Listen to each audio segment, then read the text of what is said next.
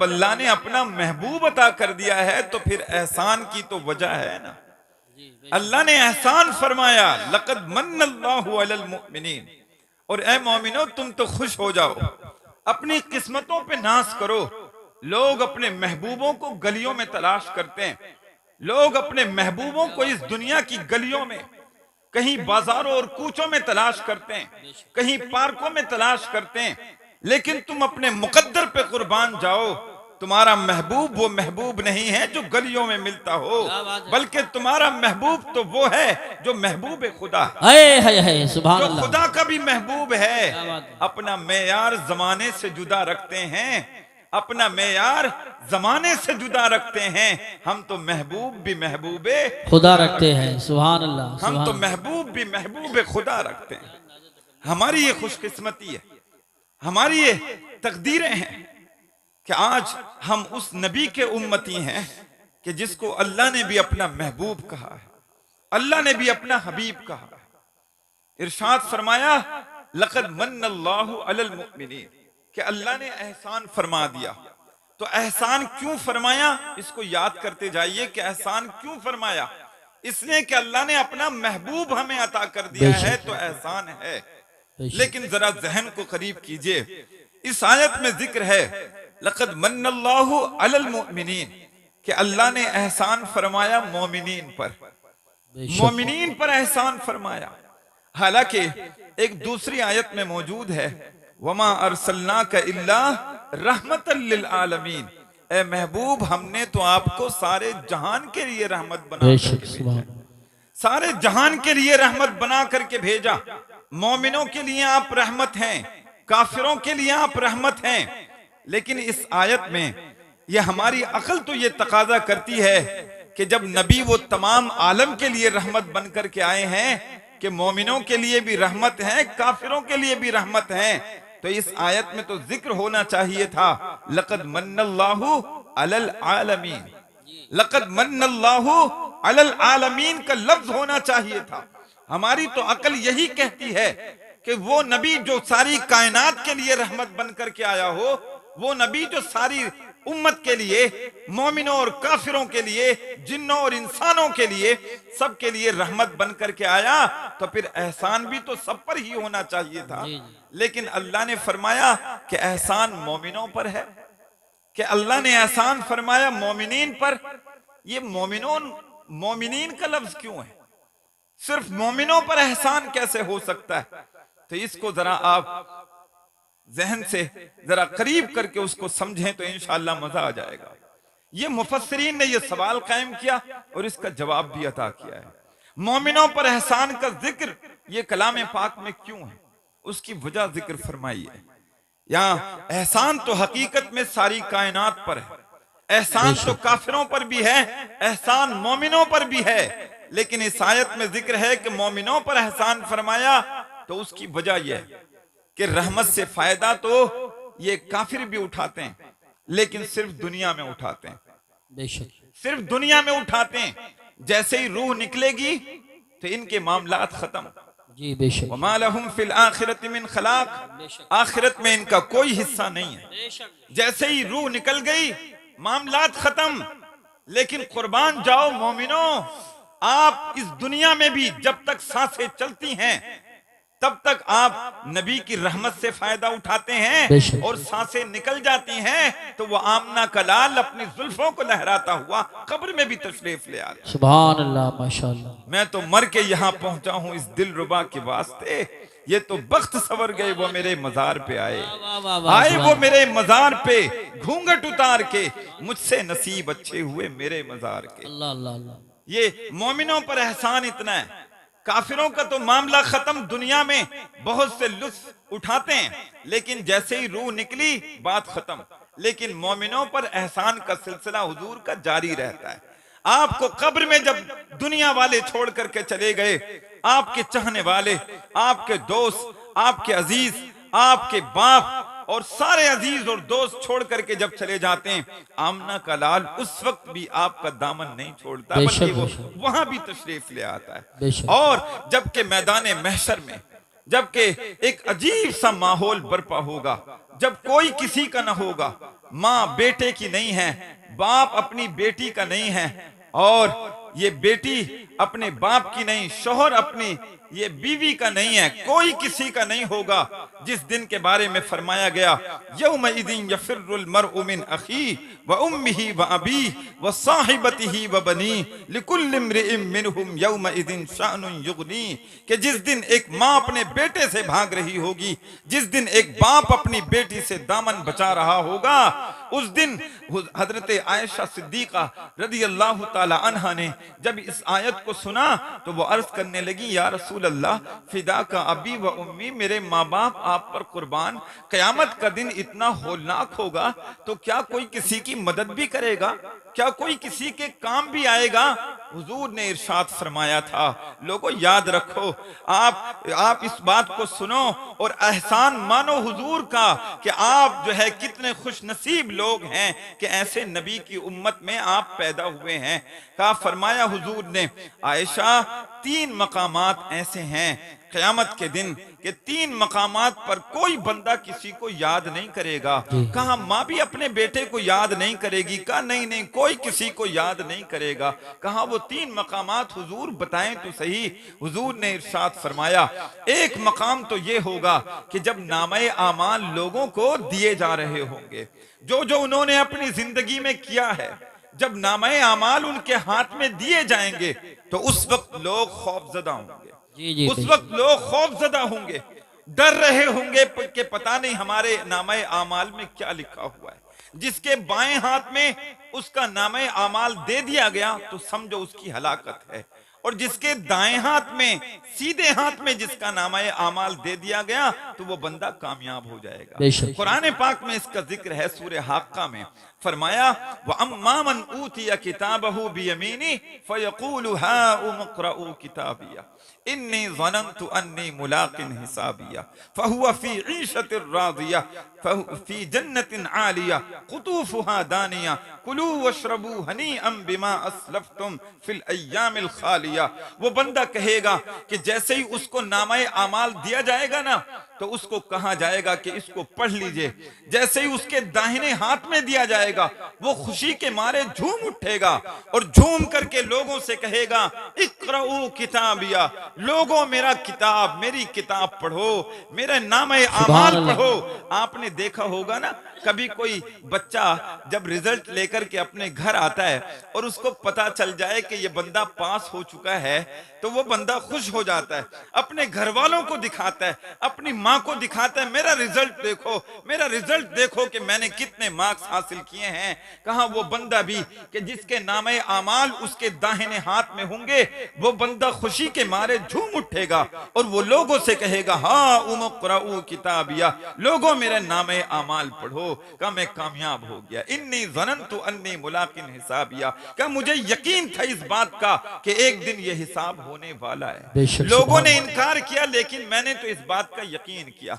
और वो बंदा कि जिसके नामे आमाल उसके बाएं हाथ में दे दिए गए, वो बंदा जिसके नामे आमाल उसके बाएं हाथ में दे दिए गए उल्टे हाथ में, तो वो बंदा नाकाम हो जाएगा।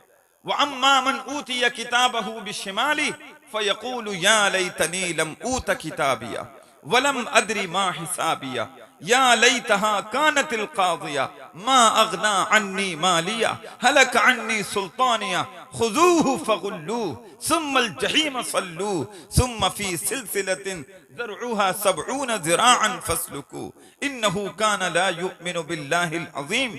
फरमाया कि वो बंदा कि जिसका नामे आमाल उसके बाएं हाथ में दे दिया गया, वो बंदा बड़ी हसरत की हालत में कहेगा, लम ऊता किताबिया, काश मुझे ये किताब ना दी जाती, काश मुझे ये किताब ना दी जाती।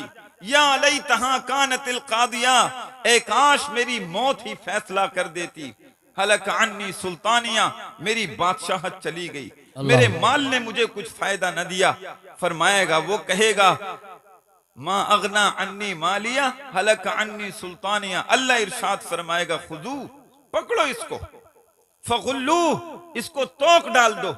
अभी भी बातें करता है कि तेरे माल ने तुझे कोई फायदा न दिया। फरमाया, सुम्मल जहीम सल्लू, का इसको जंजीरों में इसको जहन्नम में फेंक दो। सुम्मा फी सिलसिलतिन ज़रउहा सबऊन ज़िराअन फस्लुकू इन्नहु काना ला युमिनु बिल्लाहिल अज़ीम का क़यामत के दिन पर ईमान नहीं लाता था। हुजूर ने इरशाद फरमाया आयशा सिद्दीक़ा से, कहा एक वक्त तो वो होगा क़यामत के दिन कि कोई किसी का नहीं होगा जब नामे आमाल तकसीम किए जा रहे होंगे, नामे आमाल बांटे जा रहे होंगे। और दूसरा वो वक्त होगा कि जबकि मीज़ान में नामे आमाल को तोला जा रहा होगा।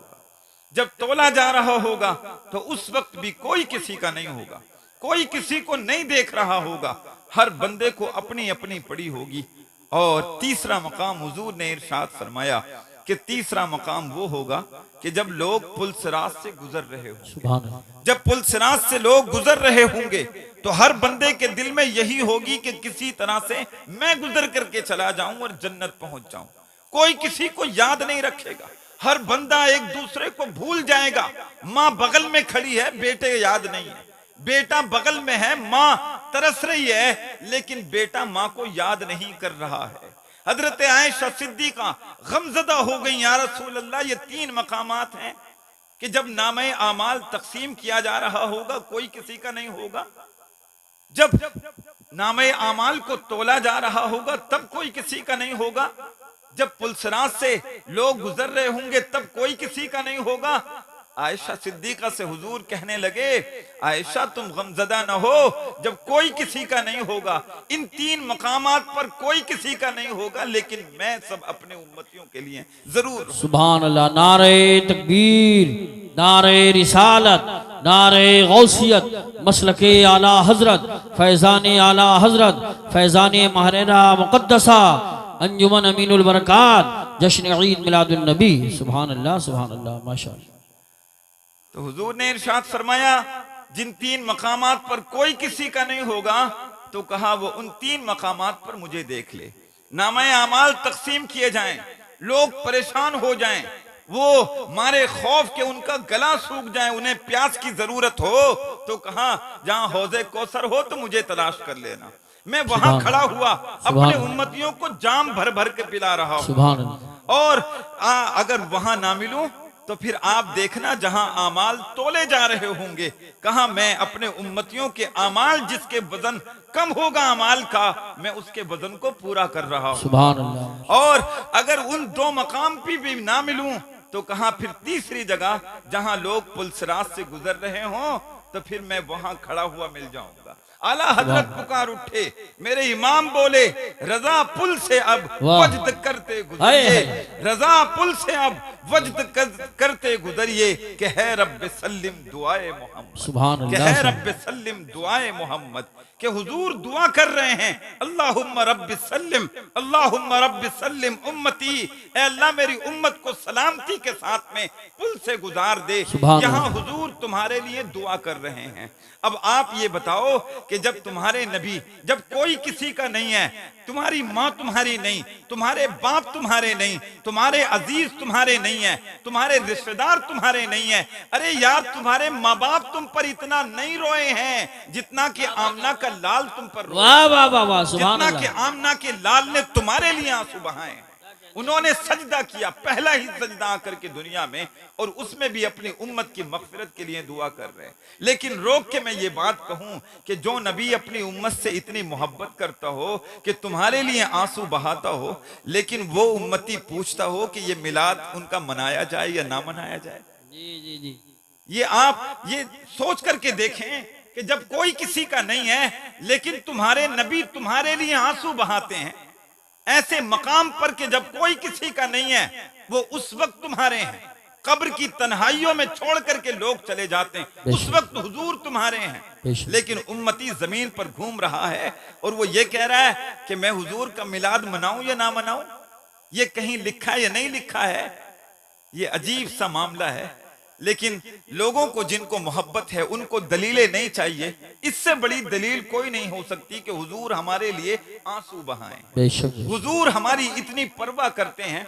हुजूर ने इरशाद फरमाया कि अगर मेरी उम्मती के अगर पैर में कोई कांटा भी लग जाता है तो कहा मुझे उसकी तकलीफ महसूस होती है। अल्लाह अल्लाह। अगर कोई कांटा भी किसी उम्मती के पैर में लग जाता है मैं उसकी भी तकलीफ महसूस करता हूं। ऐसा नबी फरमाया तो लक़द मन्नल्लाहु अलल मुमिनीन, अल्लाह ने एहसान फरमाया मोमिनों पर, इसलिए कि मोमिन दुनिया में भी फायदा उठाते हैं और मरने के बाद भी मोमिन फायदा उठाते हैं, यहां तक कि जन्नत में चले जाते हैं हुजूर की रहमत के जरिए से।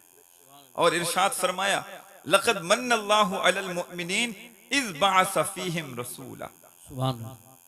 अल्लाह ने एहसान फरमाया मोमिनों पर जबकि उनमें एक रसूल भेज दिया। ये आप देखें, अगर उलमा अगर मेरी तरफ तवज्जो दें तो मैं एक इल्मी बात कर लूं और इंशाअल्लाह वो मजे की है। आप और वैसे भी संबल की सरजमीन है, लोग इल्मी बात सुनने को पसंद भी करते हैं और समझ भी जाते हैं। तो आप अगर तवज्जो से सुने तो मेरी मेहनत पे पानी नहीं फिरेगा, बल्कि आप उसको, मुझे भी खुशी होगी कि आप उसको समझ गए। अल्लाह ने यहाँ पर इरशाद फरमाया कि अल्लाह ने एहसान फरमाया मोमिनीन पर, इज़ बअस फ़ीहिम रसूला। इज़ का जो लफ्ज है इसका माना जब होता है, इज़ बअस फ़ीहिम रसूला, जबकि उनमें एक रसूल भेज दिया। तवज्जो से सुनिएगा जरा, इंशाअल्लाह काम की बात। इज़ बअस फ़ीहिम रसूला, जब उनमें एक रसूल भेजा। ये उलमा हाजिर हैं, ज्यादा ये बात समझेंगे इस बात को। ये जो इज़ का लफ्ज होता है ना, कलाम पाक में इज़ का लफ्ज बहुत सी आयात में है और इज़ का मतलब होता है जब, लेकिन जहां भी इज़ का लफ्ज होता है मुफस्सिरीन उसका तर्जमा करते हैं याद करो उस वक्त को, उज़कुरू, याद करो उस वक्त को। यानी मुफस्सिरीन बयान फरमाते हैं जिस आयत में भी ये लफ्ज इज़ होता है इसका मतलब ये होता है कि वो आयत अल्लाह के नजदीक बहुत खास आयत है, जिसको बंदों को हुक्म होता है याद करो इस वक्त, उस वक्त को। यानी जिस वक्त को याद करने का हुक्म है तो इसका मतलब वो अहम आयत है, वो कोई खास आयत है। जहां भी लफ्ज़ इज़ होगा इसका मतलब यह है कि वो खास आयत है अल्लाह के नजदीक। लेकिन एक और कायदा सुनिए और आगे बात आगे बढ़ते हैं। फरमाया कि जहां लफ्ज़ इज़ हो तो वो आयत अल्लाह के नजदीक खास होती है, लेकिन जिस आयत में लफ्ज़ इज़ भी हो और लफ्ज़ मन्ना भी हो, मन्ना, जहां लफ्ज़ इज़ भी हो और लफ्ज़ मन्ना भी हो तो इसका मतलब वो आयत सिर्फ खास नहीं रहती बल्कि खासुल खास होती है। सुभान अल्लाह, बहुत सुभान खास अल्लाह। आयत होती है जिसको याद करने का बहुत अहम जो है दावा किया गया होता है कि इसको जरूर याद करिए। मैं इसको मिसाल से बातें करूं। अल्लाह ने जब आदम अलैहिस्सलातु वस्सलाम को पैदा फरमाया ना, आदम अलैहिस्सलातु वस्सलाम को पैदा फरमाया, आदम वो नबी हैं, वो इंसान हैं कि जो सबसे पहले इंसान, सबसे पहले नबी इंसानी शक्ल में बनकर के तशरीफ लाए हैं।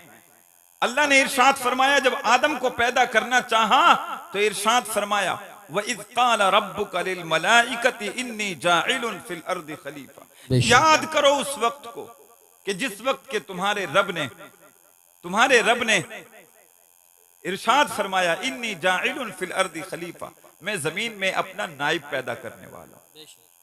तो लफ्ज़ इज़ का जिक्र है, यानी आदम को पैदा करना था तो लफ्ज़ इज़ का जिक्र फरमाया। यानी ये बात बहुत खास है, इसको याद रखो कि हमने आदम को पैदा किया। जब हजरत ईसा अलैहिस्सलातु वस्सलाम को पैदा करना चाहा, उनकी पैदाइश का जिक्र फरमाया तो लफ्ज़ इज़ का जिक्र फरमाया, सिर्फ लफ्ज़ इज़ का। इज़िन तबदत मिन अहलिहा मकानन शर्किया, जब बैतुल्लाह को अजमतें देना मकसूद थी, जब हरम को रिफातें देना मकसूद थी, उस वक्त भी सिर्फ लफ्ज़ इज़ का जिक्र फरमाया। वइज़ जअलनल बैत मसाबतन लिन्नासि व अमना, सिर्फ लफ्ज़ इज़ का जिक्र है। लेकिन जब बारी आई आमना के लाल की, ये बातें कोई ऐसा नहीं था कोई अहम नहीं थी, बल्कि अहम थी, लेकिन सिर्फ लफ्ज़ इज़ का जिक्र है। लेकिन जब बारी आई आमना के लाल की तो उस आयत में अल्लाह ने इरशाद फरमाया मन्ना भी है और लफ्ज़ इज़ भी है। इसका मतलब हजरत आदम की पैदाइश भी अहम बात है जिसको याद रखना चाहिए। हजरत ईसा की पैदाइश भी ये अहम बात है, इसलिए कि बगैर बाप के हमने ईसा को पैदा कर दिया। ये कोई आम बात नहीं है, खास बात है जिसको लोगों याद रखो। लेकिन आमना का लाल जब पैदा हुआ और उसको हमने दुनिया में भेजा, ये बात सिर्फ खास नहीं बल्कि ये आदम की तख्लीक से भी खास है, ईसा की पैदाइश से भी खास है। लोगों, ये दुनिया इंसानियत का सबसे अहम वाकया है जिसको याद रखना चाहिए। बाकी कुरान पाक में 6666 आयतें मौजूद हैं, लेकिन किसी आयत में लफ्ज मन्ना भी हो और इज़ भी हो, ऐसा नहीं। इसका मतलब यह है कि ये बात बहुत खास याद रखने के लायक है। और याद कैसे रखेंगे आप? सिर्फ अपने दिलों में याद रखेंगे? दिलों में भी याद रखिए, उसको कभी जाहिर भी कीजिए। जिस तरह से आज आप मनाने के लिए बैठे हैं, कम से कम साल में एक दिन तो मुतय्यन करें जी। एक दिन तो मुतय्यन करें कि जिसमें हम लोगों को बता सकें कि हम उस अहम वाक़ये की याद मना रहे हैं। सुभान अल्लाह। लक़द मन्नल्लाहु अलल मुमिनीन इज़ बअस फ़ीहिम रसूला। अल्लाह ने एहसान फरमाया मोमिनीन पर, जबकि उन्हीं में से एक रसूल भेज दिया। तो ये बहुत ही बरकतों वाली महफिल है, बड़ी अजमतों वाली महफिल है कि जिसको हम यहाँ करने के लिए बैठे हैं। और एक बात मैं आपको जिक्र कर दूं, ये अल्लामा इब्ने सीरीन रहमतुल्लाह ताला अलैह हैं, ये बहुत पाए के बुजुर्ग हैं। हजरत अनस बिन मालिक रदी अल्लाह ताला अन्हु के आज़ाद करदा गुलाम भी हैं, बहुत बड़े मुसन्निफ हैं और फ़क़ीह हैं। इनकी एक किताब है ताबीरुर रुया। ताबीरुर रुया, इनको इमामुल मुअब्बिरीन कहा जाता है, यानी ख्वाबों की ताबीर बताने में बड़े माहिर थे। ख्वाबों की ताबीर में जब कोई किताब भी आप लेंगे, लेकिन उन तमाम ख्वाबों की ताबीर के इमाम अल्लामा इब्ने सीरीन लिख लेंगे। उन्होंने अपनी किताब में लिखा है कि अगर कोई शख्स ख्वाब देखे, ख्वाब देख रहा है कोई बंदा कि उसने ख्वाब में देखा कि माह रबीउल अव्वल का चांद नजर आ गया है, माह रबीउल अव्वल का चांद नजर आ गया है, लोग आपस में मुबारकबाद पेश कर रहे हैं कि माह रबीउल अव्वल का चांद नजर आ गया है।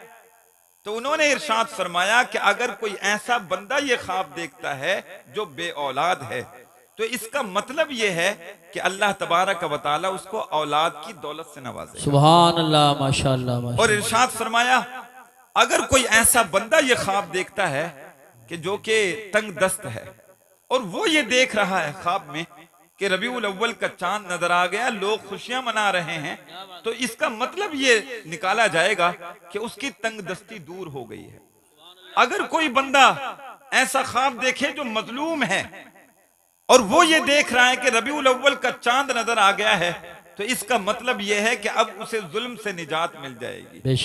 अगर कोई बीमार है और वो ये ख्वाब देख रहा है कि रबीउल अव्वल का चांद नजर आ गया, लोग हुजूर के आने की आपस में मुबारकबादें पेश कर रहे हैं, तो इसका मतलब यह है कि उसे बीमारी से शिफा मिल जाएगी। बेशक बेशक। मैंने जब ये ख्वाबों की ताबीर पढ़ी ना, मेरे जहन में ये ख्याल आया कि या अल्लाह, इन्होंने हजरत ने ये ख्वाब की ताबीर में लिखा है कि अगर कोई बंदा ख्वाब की हालत में, यानी सोने की हालत में अगर कोई देखे कि रबीउल अव्वल का चांद नजर आ गया है, तो उसकी ताबीर कैसी है कि अगर मजलूम हो तो जुल्म से निजात मिले, बे औलाद हो तो औलाद मिले, तंग दस्त हो तो रिज़्क़ की फराहमी मिल जाए। ऐसी ख्वाब की ताबीर। तो अगर कोई सोने की हालत में रबीउल अव्वल का चांद देखे तो इतना बरकतों वाला महीना उसकी बरकतें पा जाता है। तो अगर कोई ख्वाब की हालत में नहीं बल्कि बेदारी की हालत में अगर रबीउल अव्वल का चांद देखे, क्या कहते हैं हजरत, वाह वाह वाह, हालत में सुभान अल्लाह सुभान अल्लाह, अगर ईमान की हालत में देखे और सिर्फ चांद ही ना देखे बल्कि चांद देख करके खुशियां मनाने लगे, सुभान अल्लाह, चांद देख करके अपने घर को सजाने लगे, चांद देख करके अपनी मस्जिदों को सजाने लगे, चांद देख करके अपने गलियों को सजाने लगे, चांद देख करके हुजूर का मिलाद मनाने लगे, तो बताओ, जब ख्वाब का ये आलम है कि ख्वाब में बे औलाद को औलाद मिलती है, मजलूम को जुल्म से निजात मिलती है, बीमार को शिफा मिल जाती है, तो अगर कोई इन बेदारी की हालत में देखें तो हम तो ये कहते हैं चांद देखने की हालत में या महफिल मिलाद करने की हालत में अगर वो कोई भी दुआ करेगा, इंशाअल्लाह इस माह रबीउन नूर के सदके में अल्लाह उसकी तमाम जायज ख्वाहिशात को पूरा फरमाए। सुभान अल्लाह। नारे तकबीर, नारे रिसालत, नारे गौसियत, मसलके आला हजरत, फैजान आला हजरत, फैजान महररा मुकद्दसा, फैजान ख्वाजा गरीब नवाज, फैजान हुजूर वारिस पाक, फैजान हुजूर साबिर पाक, फैजान हुजूर मखदूम सिमना, फैजान दादा मियाँ हुजूर, फैजान औलिया किराम, जश्न ईद मिलादुन नबी, मुफ्ती हारिस हुसैन साहिब क़िबला। सुभान अल्लाह। तो हुजूर की आमद पर ये सबसे बड़ी दौलत मिली है हमें।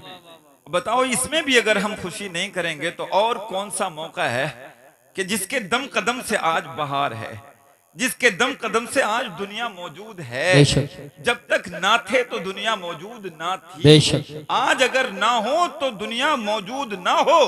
वो जो ना थे तो कुछ ना था, वो जो ना थे तो कुछ ना था, और वो जो ना हो तो कुछ ना हो। और यकीनन ऐसा है, वो जब तक ना थे तो दुनिया ना थी, और आज भी अगर ना हो तो फिर दुनिया ही ना हो। और इसकी मिसाल में आपको देकर के आगे बढ़ूं, यकीनन ऐसा हुआ भी है, इसलिए कि आप जाने कायनात हैं, कायनात की जान हैं आप, रूहे कायनात हैं, कायनात की रूह हैं आप। जब तक आप यहाँ रहेंगे इसका मतलब दुनिया मौजूद रहेगी।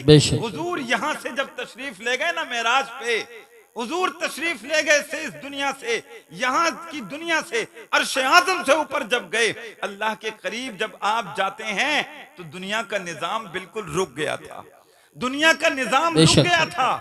ये जंजीर भी हिलती रही, बिस्तर भी गर्म रहा, जो पानी जहां से गिर रहा था वो गिरता ही रहा। इसका मतलब यह है कि हुजूर जाने कायनात, हुजूर रूहे कायनात हैं। जब तक हुजूर थे दुनिया का निजाम चल रहा था, और हुजूर क्या गए दुनिया का निजाम रुक गया। इसका मतलब अगर आज ये जमीन और आसमान है, सूरज निकल रहा है वक्त पर, चांद निकल रहा है वक्त पर, इसका मतलब लोगों हुजूर आज भी जिंदा हैं। वो और लोग हैं जो हुजूर को कहते हैं कि हुजूर मर के मिट्टी में मिल गए। हमारा तो ईमान बोलता है तू जिंदा है वल्लाह, जिंदा है वल्लाह, तू जिंदा है वल्लाह, तू जिंदा है वल्लाह, मेरी चश्मे आलम से छुप जाने, सुभान अल्लाह, सुभान अल्लाह, माशाअल्लाह, मेरी चश्मे आलम से छुप जाने वाले हुजूर आज भी जिंदा है। वो जो ना थे तो कुछ ना था, वो जो ना हो तो कुछ ना हो। जान है वो जहान की, जान है तो जहान है, जान है तो जहान है। मुझे याद आया इस बात पर, एक मौलाना थे मुरादाबाद की सरजमीन पर, सदरुल अफाजिल अल्लामा सैयद नईमुद्दीन मुरादाबादी रहमतुल्लाह ताला अलैह के दौर के एक आलिम हैं, और वो कश्फ में बड़े मशहूर थे, बुजुर्ग हैं बहुत, अल्लामा फजलुर रहमान गंज मुरादाबादी रहमतुल्लाह। दिलचस्प वाकया है, आप इसको मैं बात अपने आगे रखूंगा, लेकिन ये मुझे अचानक याद आया। एक मर्तबा उनसे किसी शख्स ने कहा कि हुजूर ये देखें, एक गली से गुजर रहे थे आप, जब गली से गुजरे तो एक मौलाना उनके पीछे एक जा रहे थे, उनका अकीदा कुछ और था, और हजरत जो है महफिल मिलाद मनाने वाले थे। जब एक घर के करीब से गुजरे तो वो बंदा गरीब होगा, या वो दौर भी दूसरा था, वो इस तरह की लाइटिंग तो नहीं थी, लोग चिराग जलाया करते थे। हुजूर की मोहब्बत में उसने अपने घर की दीवारों पे दिए रख लिए, और उसमें मिट्टी का तेल लगा लिया, मिट्टी का तेल रख करके उसको जला दिया, उसने रोशन कर दिया चिरागों को। जब हुजूर वहां से गुजरे, अल्लामा फजलुर रहमान गंज मुरादाबादी, जब वो पीछे से बंदा आया तो वो दौड़ करके कहने लगा, मौलाना देखो तो सही, ये लोग कैसी बिदअत इन्होंने इजाद कर दी है, इन्हें देखो कि बताओ, ये बता रहे हैं कि हुजूर की आमद हुई है और इन्होंने अपने घर पर दिए रख दिए, ये चिराग जल रहे हैं, चिराग रोशन कर दिए, इसको कोई सबूत नहीं है। अल्लामा फजलुर रहमान साहब ने देखा पीछे को और कहने लगे कि ये बिदअत है ना। वो बंदा कहने लगा, हाँ ये तो बिदअत है, आप भी जानते हैं।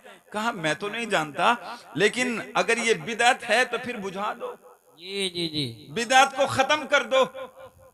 तो वो बंदा कहने लगा कि अगर मैं बुझा तो दूंगा, लेकिन सामने वाला घर वाला मुझसे शिकायत करेगा, वो लड़ने को आएगा कि मैंने उसके चिराग क्यों बुझा दिए। वो फजलुर रहमान साहब कहने लगे कि नहीं नहीं, वो जो घर वाला है ना वो मुझे जानता है, अगर कुछ मसला होगा तो उसको मैं निमट लूंगा, लेकिन आपको इजाजत देता हूं कि आप जाकर के बुझा दो। जी जी। वो बंदा गया, जाकर के उसने फूंक मारी चिराग में। जैसे ही फूंक मारी तो चिराग की रोशनी और बढ़ गई। उसने दूसरी फूंक मारी तो चिराग और तेज रोशन हो गया। वो बंदा देखने लगा सुभान अल्लाह कि हजरत ये तो बुझ नहीं रहा है। तो उन्होंने कहा ये नहीं बुझ रहा है तो अगला वाला बुझा दो, दूसरे को बुझा दो। उस बंदे ने दूसरे में फूंक मारी, एक फूंक मारी, चिराग की रोशनी और तेज हो गई, और तेज हो गई। जब दूसरी मारी और तेज हो गई, कहा ये भी नहीं बुझ रहा है, कहा तीसरे को बुझा दो। कहा वो तीसरे को बुझाने लगा। जैसे जैसे फूंक मारता तो रोशनी खत्म नहीं बल्कि रोशनी और बढ़ जाती थी। फानूस बन के जिसकी हिफाजत हवा करे, वो शम्आ क्या बुझे जिसे रोशन खुदा करे। वो बंदा कहने लगा ये तो चिराग बुझता ही नहीं है, ये तो बुझ ही नहीं रहा है, मैं तो जिसको भी बुझाने की कोशिश करता हूं वो और रोशन हो जाता है, इसका मतलब क्या हुआ। कहा मौलाना फजलुर रहमान साहब कहने लगे कि मौलाना फिर मान लो ना ये अल्लाह के जलाए हुए चिराग अल्लाह की मर्जी से जल रहे हैं।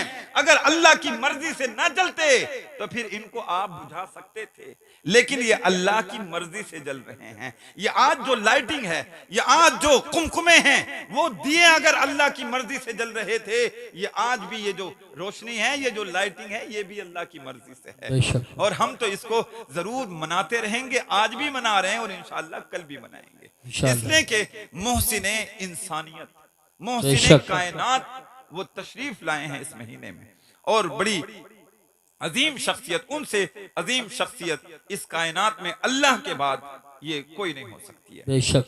तो हुजूर अलैहिस्सलातु वस्सलाम की आमद हमारे लिए ये बहुत ही बड़ा एहसान है, और इस एहसान का शुक्रिया हम इस तरह से अदा करते हैं। तो हुजूर अलैहिस्सलातु वस्सलाम ये हमारे लिए बहुत ही अजीम तोहफा है। और हुजूर की जब आमद होती है, नारे तकबीर, नारे रिसालत, नारे गौसियत, मसलके आला हजरत, फैज़ाने आला हजरत, खतीबे हिंदुस्तान हजरत अल्लामा सैफुल्लाह साहिब क़िबला अलीमी कलकत्तावी, उलमाए अहले सुन्नत हजरत अल्लामा सैफुल्लाह साहिब क़िबला अलीमी, उलमाए अहले सुन्नत, मुक़र्रिर ख़ुसूसी शहींशाही खिताबत, ताजदार फसाहत व बलागत हजरत अल्लामा मौलाना सैफुल्लाह साहिब क़िबला अलीमी कलकत्तावी पहली बार इस इलाके में, इस महल्ले में हजरत की तशरीफ आवरी हुई है। बहुत बड़े खतीब हैं, खुसूसी खिताब होगा इंशाअल्लाह, और आप हजरात देखेंगे, जो जानते हैं पहचानते हैं। अल्लामा सैफुल्लाह साहब तशरीफ फरमा हो चुके हैं, बैठ जाएं। दुरूद पाक पढ़ें। अल्लाहुम्मा सल्ली अला सय्यिदिना व शफीना व हबीबिना व मौलाना मुहम्मदिन बारिक व सल्लिम सल्लु अलैहि सलातुम व सलामन अलैका या रसूल अल्लाह सल्लल्लाहु तआला अलैहि वसल्लम। तो ये हमारे लिए ये बहुत ही अजीम महीना है जिसको हम मनाने के लिए यहाँ हाजिर हुए हैं। और जब तक आपके जिस्म में सांसें रहें तब तक आप इस महीने को और ख़ास 12 रबीउल अव्वल को जरूर आप मनाते रहें। ये नूर ऐसा नूर है हुजूर का कि एक ज़माने तक तो पोशीदा रहा, लेकिन जैसे जैसे इस दुनिया में इसका ज़ुहूर होता रहा, एक अजीब से मामलात पैदा होते रहे। कभी वो आसमानों में जलवगर था, और कभी एक वक्त आया कि वो आदम की पेशानी में आता है, और आदम की पेशानी में जब आता है तो फिर फरिश्ते झुक झुक करके सलामती पेश करते हैं, सलाम पेश करते हैं, अस्सलामु अलैका या अबा मोहम्मद सल्लल्लाहु ताला अलैहि वसल्लम, सलामती हो आप पर ए मोहम्मद सल्लल्लाहु अलैहि वसल्लम के वालिद।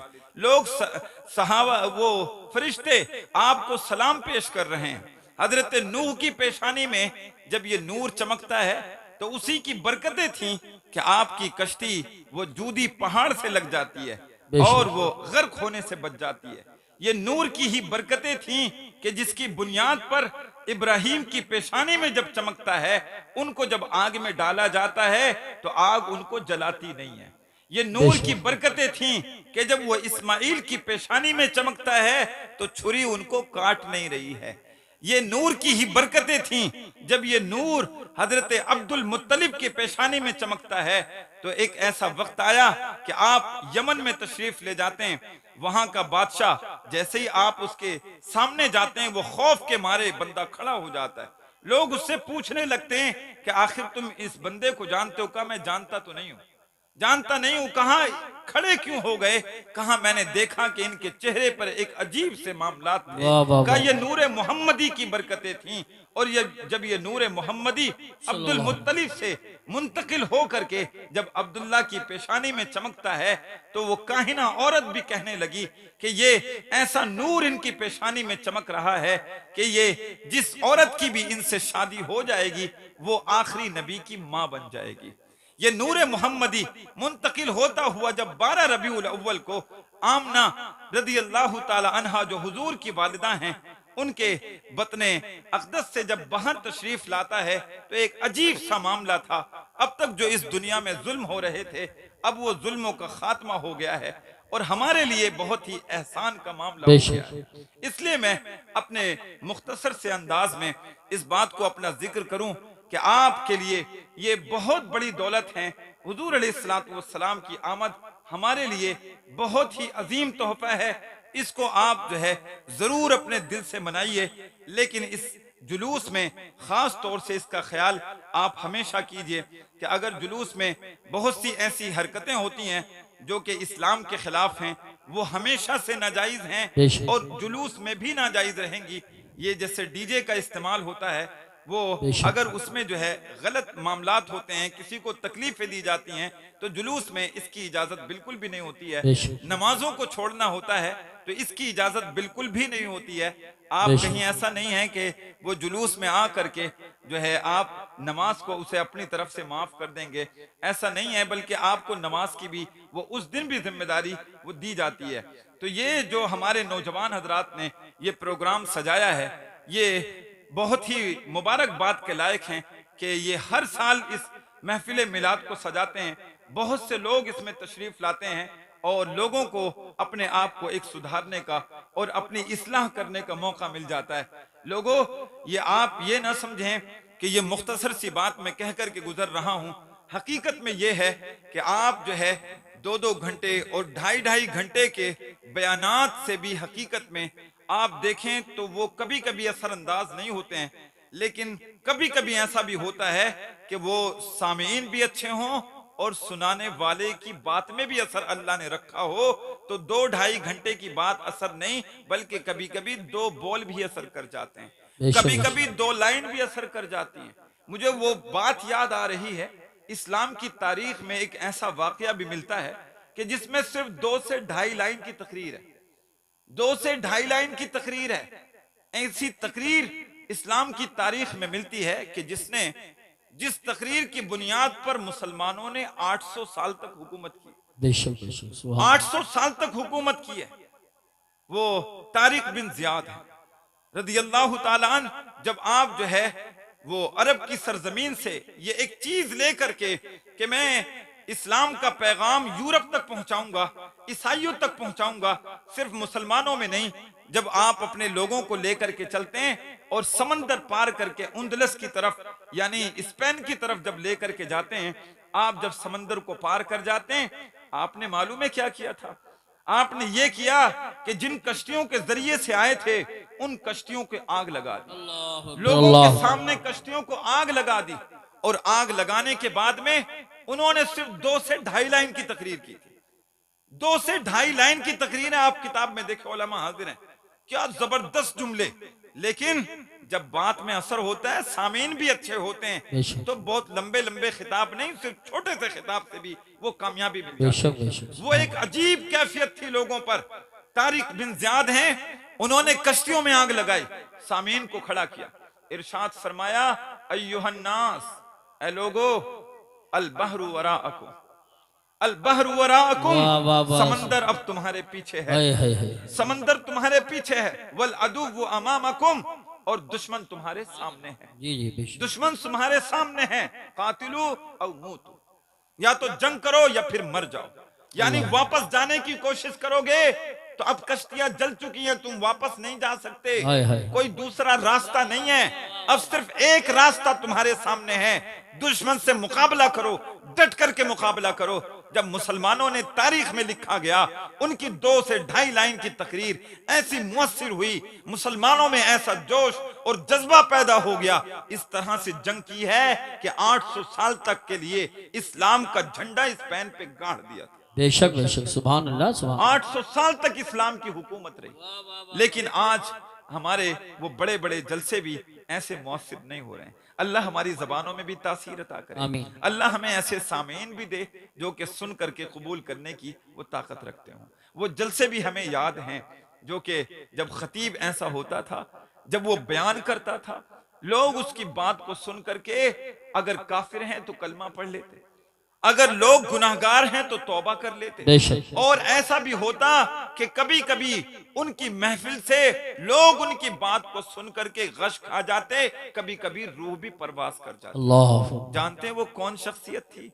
वो शेख अब्दुल कादिर जीलानी रदी अल्लाह। बेशक बेशक, सुभान। हुजूर गौसे आदम रदी अल्लाह ताला अन्हु हैं, जब आप बयान फरमाते थे, बहुत लंबा बयान आपका नहीं होता था, मुख्तसर बयान, लेकिन जबान में बड़ी तासीर अल्लाह ने रखी। जब जबान वो इस तरह की हो, क्योंकि नेक लोग जो होते हैं उनकी जबानों में अल्लाह ने तासीर रखी होती है। तो आप इस बात को याद रखें नौजवानों, आज हालात अच्छे नहीं है, आज हालात हमारे बिल्कुल खिलाफ हैं, अपोजिट हैं, इसलिए आपको बड़ी होशियारी की जरूरत है। आप लोग आज दूसरी कौमें अपने मजहब के लिए जी रही हैं। आज आप देख रहे हैं गलियों में जो कामर लोग लेकर के जाते हैं, कितनी मेहनत कर रहे हैं लोग, कितना कितना बोझ लेकर के जा रहे हैं, अपने मजहब के लिए लोग कितना लड़ रहे हैं। आप अपने मजहब के लिए क्या कर रहे हैं? नारे तकबीर, नारे रिसालत, नारे गौसियत, मसलके आला हजरत, फैज़ान आला हजरत, हुजूर मुफ्ती आजम संभल हजरत अल्लामा मुफ्ती अलाउद्दीन साहिब क़िबला, उस्ताजुल मोहतरम मुफ्ती आजम संभल हजरत अल्लामा मुफ्ती अलाउद्दीन साहिब क़िबला, मुफ्ती आजम व काज़ी शरा संभल हजरत अल्लामा मुफ्ती अलाउद्दीन साहिब क़िबला, उलमाए अहले सुन्नत, फैज़ान महरेरा मुक़द्दसा, अंजुमन अमीनुल बरकात, जश्न ईद मिलादुन नबी, उलमाए अहले सुन्नत हजरात, माशाअल्लाह खतीब ज़ी वक़ार उस्ताजुल मोहतरम हजरत अल्लामा मुफ्ती अलाउद्दीन साहिब क़िबला, मुफ्ती आजम व काज़ी शरा संभल जलवागर हो चुके हैं। जो लोग इधर उधर हैं फौरन बैठ जाएं।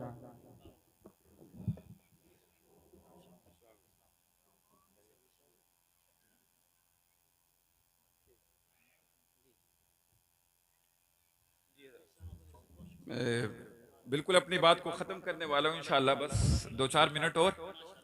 आप इसको, बहुत अच्छा खिताब। आप इस बात को देखें कि वो खतीब कैसे हैं, उनकी बातों में अल्लाह ने असर कितना रखा। जो काफिर आते हैं कलमा पढ़ करके जाते हैं, तो आप इसका ख्याल रखें नौजवानों, आज कौमें अपने मजहब के लिए जी रही हैं। ये जुलूस, ये उलमा हाजिर हैं, ये जुलूस मनाना जो है ना, ये मुस्तहब का दर्जा रखता था, लेकिन आज उलमा इसको लिखते हैं और कहते भी हैं कि आज ऐसे हालात में मुस्तहब ही नहीं बल्कि वाजिब का दर्जा रखता है। क्यों? आज आप देखते हैं कि आज रोडों पे निकल करके लोग अपने मजहब का प्रचार कर रहे हैं, आज हुजूर की शान में गुस्ताखियां कर रहे हैं, आज हुजूर के नाम की से लोग फिल्में बना रहे हैं, करोड़ों रुपए लगा रहे हैं ताकि तुम्हारे नबी की शान को कम कर सकें। लेकिन उम्मतियों, आपको तो चाहिए कि तुम तौहीन करो, जिससे जितनी तुमसे हो सके तुम तौहीन करो, लेकिन आज उनके दीवाने ये गलियों में निकल करके साबित करेंगे कि आज उनके लाखों और करोड़ों और अरबों की तादाद में जब उनके महफिल मिलाद का और विलादत का दिन आता है, लोग उनके नाम के नारे लगाते नहीं। सुभान अल्लाह। आज जितनी तुमसे तौहीन हो सके तुम करो, ये नाम मोहम्मद है जिसकी हमेशा तारीफ होती है, इनकी बुराई नहीं होती, बल्कि मोहम्मद का नाम ही ऐसा है जिसकी हमेशा तारीफ की जाती है। आज ये दीवाने ये निकल करके ये साबित करें। आज जरूरत है इस बात की कि जुलूस सिर्फ मुस्तहब का दर्जा नहीं बल्कि जरूरी है, ताकि दूसरी कौमों पे भी इसका रौब हो सके। गलियों में निकल करके तादाद को बता दें कि हुजूर के चाहने वाले कितने लोग हैं, कितने लोग हैं। और सिर्फ इन जिंदगियों में नहीं बल्कि मुसलमान का तो अकीदा है, जब तक सांस चलता है तब तक भी, और जब सांस निकल जाता है मरने के बाद भी कोशिश करता है और इसकी ख्वाहिश ये होती है कि मैं हुजूर के नाम पे अपनी जान कुर्बान करूं। वो कहा ना, मैं वो सुन्नी हूं जमीले कादरी मरने के बाद, मैं वो सुन्नी हूं जमीले कादरी मरने के बाद, मेरा लाशा भी कहेगा अस्सलातु वस्सलाम। सुभान अल्लाह। तो नौजवानों, ये बड़ी बेदारी की जरूरत है। और ये जो कमेटी है माशाल्लाह बहुत ही एक्टिव है, बहुत ही तेज है।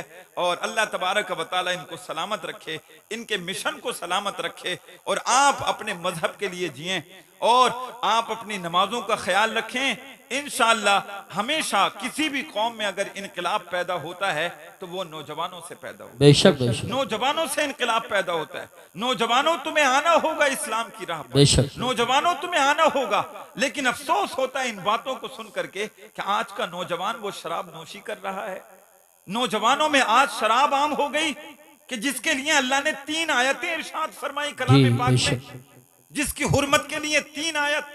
कभी यसअलूनका अनिल खम्रि वल मैसिर कहा, बेशक कभी या अय्युहल्लज़ीना आमनू ला तक़रबुस सलात व अंतुम सुकारा कहा, कभी या अय्युहल्लज़ीना आमनू इन्नमल खम्र वल मैसिर वल अंसाब वल अज़लाम रिज्सुम मिन अमलि शैतान। इससे भी बढ़कर के कोई बात रह गई थी जिसमें 7 चीजें जिक्र कर दी गई। लेकिन आज नौजवान तुम शराबी पी रहे हो। तारिक बिन जियाद, मोहम्मद बिन कासिम 18 साल की उम्र में, 21 साल की उम्र में कभी इस मुल्क पे इस्लाम का झंडा गाड़ रहे हैं, कभी खालिद बिन वलीद हैं, कभी उमर फारूक आजम हैं। ये कैसे लोग थे जिन्होंने इस्लाम को आगे बढ़ाने में अपनी जिंदगियां फना कर दी? ये नौजवान ही तो थे। लेकिन आज का नौजवान क्या कहें, हर कोई मस्ते मय ज़ौक़े तन आसानी है, तुम मुसलमान हो ये अंदाज़े मुसलमानी है। क्या बात। अगर यही हाल रहा साकी तेरे मैखानों का, ढेर लग जाएगा टूटे हुए पैमानों का। कहत दुनिया में है अब ऐसे मुसलमानों का, जोर जो तोड़ दिया करते थे तूफानों का। अब तो ना कोई खालिद है, न तारिक है, न इब्ने कासिम। रास्ता साफ है बढ़ते हुए शैतानों का। जिस जगह चाहो जहां चाहो बहा दो इसको, खून इस दौर में सस्ता है मुसलमानों का। अस्सलामु अलैकुम।